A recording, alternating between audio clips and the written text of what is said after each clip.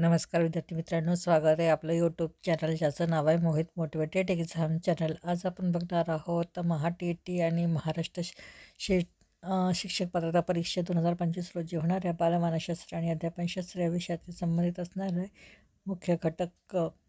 हा घटक आहे मानसशास्त्रातील प्रमुख संप्रदाय।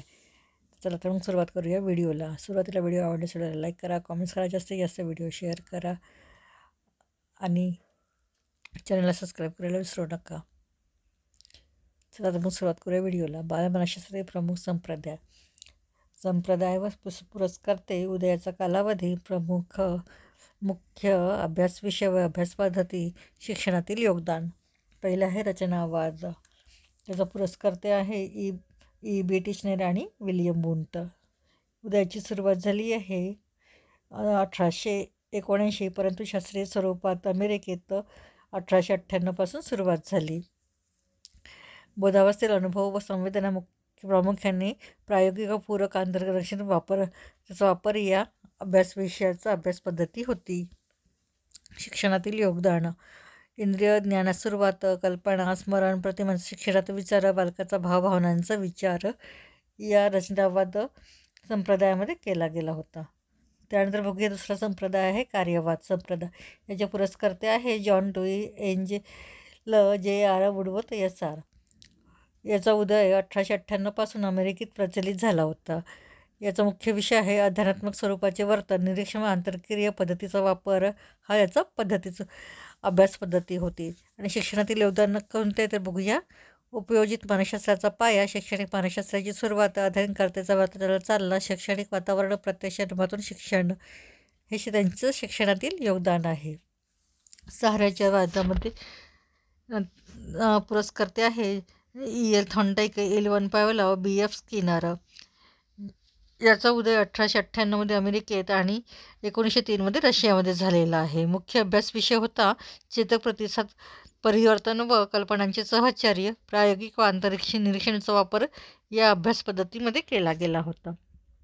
सहचर्यवादाचे योगदान आहे अध्ययन स्थायी व टिकाऊ स्वरूपाचे, अध्ययनकर्त्याला योग्य स्वरूपाची पूरक तयारी, अध्ययन तयारी, सराव व परिणामाचे दृढीकरण गरजेचे मानले गेले होते। त्यानंतर चौथा आहे मनोविश्लेषणवाद। या वादाचे पुरस्कर्ते आहे Sigmund Freud, Alfred Adler, Carl Jung. याची स्थापना 1900 पासून ऑस्ट्रेलियात संशोधनामध्ये करण्यात आली होती। याचा अभ्यास विषय आहे अबोध मानसिक प्रक्रिया व मनोविकृतीचा अभ्यास, संमोहन, मनोविरेचन, मुक्त सहचार्य, स्वप्न विश्लेषण, बाल्यमीमांसा व प्रक्षेपण पद्धतीचा अवलंब या अभ्यास पद्धतीमध्ये केला गेला आहे। तर व्यक्तिमत्वाचा अबोध भागाची शिक्षकाला जाणीव, विद्यार्थ्यांच्या जीवनशैलीच्या मार्गदर्शनाचा उपयुक्त अंतर्मुख व बहिर्मुख व्यक्तींचा अभ्यास करण्यासाठी मनोविश्लेषणवादाचा उपयोग केला जातो। त्यानंतर बघूया हेतुवाद किंवा सहज प्रवृत्तीवाद। याचा जनक आहे विल्यम मॅकडुगल। याची स्थापना 1908 अमेरिकेत झाली। सहज प्रवृत्ती, वर्तन व व्यक्तिमत्व स्थिर भावनांचा अभ्यास व निरीक्षण व आंतरनिरीक्षण पद्धतीचा याचा वापर केला जातो। शिक्षणातून चरित्रावर भर देण्याची व सहज प्रवृत्ती उद्दीकरण करण्याची जाणीव, विद्यार्थ्यांच्या भावनिक अंगाचे महत्त्व मान्य या हेतुवाद किंवा सहज प्रवृत्तीवादामध्ये केला आहे। त्यानंतर आहे सहावा आहे वर्तनवाद। वर्तनवादाचे जनक आहे जे.बी. वॅटसन यांना मानले जाते।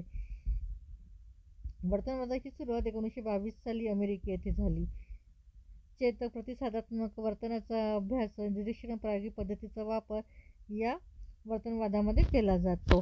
वर्तनाचा वस्तुनिष्ठ अभ्यास, स्मृती, प्रतिमा, भावना, सवयी, विचार, प्रक्रिया यांचा सखोल अभ्यासाची शिक्षणात मौलिक भर, व्यक्तिमत्व विकासात अनुवंशापेक्षा परिस्थिती महत्त्वाची मानून वातावरण निर्मिती भर या वर्तनवादी संप्रदायाने केला आहे।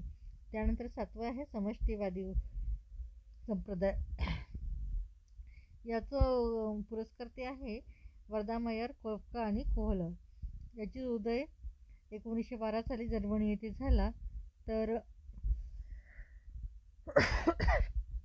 अध्ययनाच्या संपूर्णतेचा व मनोदृष्टीने समस्या उकलण्याचा अभ्यास, अवबोध व स्मरण प्रक्रियेचा अभ्यास, निरीक्षण व निरीक्षण पद्धतीचा अवलंब या समष्टीवादी संप्रदायामध्ये केला जातो. प्रयत्नापेक्षा अध्ययनात बौद्धिक आकलनाचं महत्त्व, विद्यार्थ्याला समग्र अध्ययन अनुभूती देणाऱ्यावर भर, सर्जनशील विचारांचा व समस्या उकलणारा शिक्षणात अभ्यास, सानिध्याचा, साधर्म्याचा, मनस्थितीचा, समावेशकतेचा, सातत्याचा, नियमांचा शिक्षणात अवलंबन या समष्टीवादी उपपत्तीत केला आहे. त्यानंतरच आहे 8वी उपपत्ती आहे ज्ञानरचनावाद किंवा बोधात्मक संरचनावाद. ज्याचे पुरस्कर्ते आहे जीन पियाजे, डेव्हिड आसुबेल, जेराम ब्रुनर आणि वर्ड्सकी. उदयाचा कालावधी आहे 1920 फ्रान्स येथे याचा उदय झाला आहे. याचा मुख्य विषय आणि अभ्यास पद्धती आहे ज्ञान प्रक्रियेचा अभ्यास, ज्ञान निर्मितीचा अभ्यास आणि संबोधाचा अभ्यास या संप्रदायात केला जातो. NCERTच्या 2005चा अभ्यासक्रम आराखडा व माध्यमिक उच्च माध्यमिक मंडळ यांचा 2010चा राज्य अभ्यासक्रम आराखड्यावर प्रभाव. ज्ञानविषयक विविध अनुभूती देण्याची शिक्षकांना जाणीव, प्रत्यक्ष अनुभवाला व कृतिशीलतेचा शिक्षणात महत्त्वपूर्णता, पाठांतरापेक्षा आकलनावर भर, विद्यार्थ्यात अभिरुची निर्मिती करणाऱ्या आनंद शिक्षणाला महत्त्व, सातत्यपूर्ण मूल्यमापन भर या रचनावाद किंवा बोधात्मक संरचनावादामध्ये केलेला आहे. तर ही होती मानसशास्त्रातील प्रमुख संप्रदाय, त्यांचा उदय, अभ्यास विषय आणि अभ्यास पद्धती आणि शिक्षणातील योगदान. व्हिडिओ आवडल्यास लाईक करा, कॉमेंट्स करा, जास्तीत जास्त व्हिडिओ शेअर करा आणि जास्तीत जास्त प्रमाणात हाईप करून चॅनलला सबस्क्राईब करायला विसरू नका.